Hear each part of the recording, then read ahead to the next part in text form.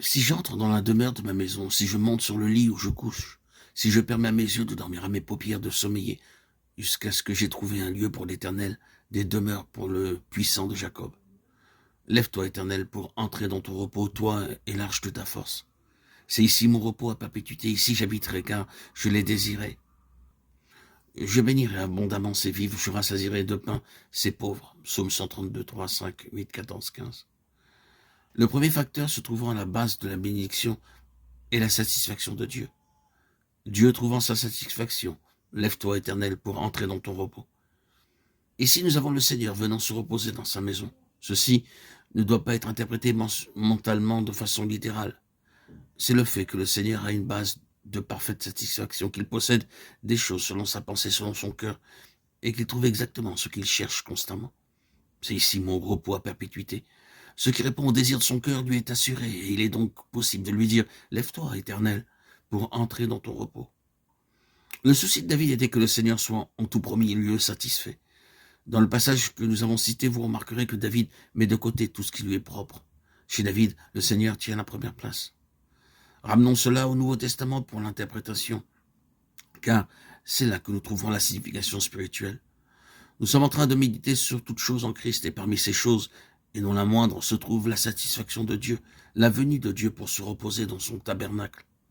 C'est ce qui était en vue quand l'Esprit descendant sous la forme d'une colombe se posa sur le Seigneur Jésus.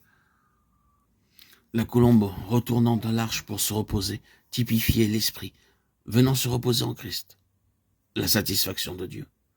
Celui-ci est mon Fils bien-aimé en qui j'ai mis toute mon affection. Matthieu 3, 17. Je trouve mon repos. Je suis parfaitement satisfait. Ici, j'ai tout ce que je désire. Ainsi l'Esprit, comme une colombe, symbole de paix et de repos, se posa sur lui. Le Seigneur Jésus répond à tout ce que le cœur de Dieu désire. Et en lui, Dieu entre dans son repos. Quand vous et moi mettons de côté tous nos intérêts et concentrons toute notre sollicitude sur le Seigneur Jésus en sorte qu'il ait la première place et possède tout, nous procurons le repos à Dieu dans nos vies, préparant ainsi le terrain pour la bénédiction. C'est là que l'Éternel envoie la bénédiction. Où donc? Premièrement, là où il a trouvé son repos, sa satisfaction, sa joie. Le Seigneur ne bénit ni vous ni moi en tant que personne naturelle. Le Seigneur ne bénira pas ma chair ni la vôtre.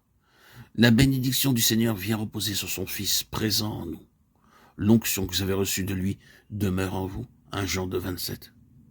Souvenez-vous que la bénédiction du Seigneur, l'onction, l'huile précieuse, est sur la tête. Elle descend jusqu'à nous seulement comme provenant de la tête, par le moyen de la tête. Et c'est lorsque Christ, par son esprit, est venu demeurer en nous que la bénédiction demeure là. La bénédiction repose sur lui et nous. Et c'est la raison pour laquelle elle demeure. Grâce à Dieu, elle demeure. Ceci, si seulement nous le reconnaissions, est l'une des principales bénédictions de notre vie en union avec le Seigneur. Et l'une des principales bénédictions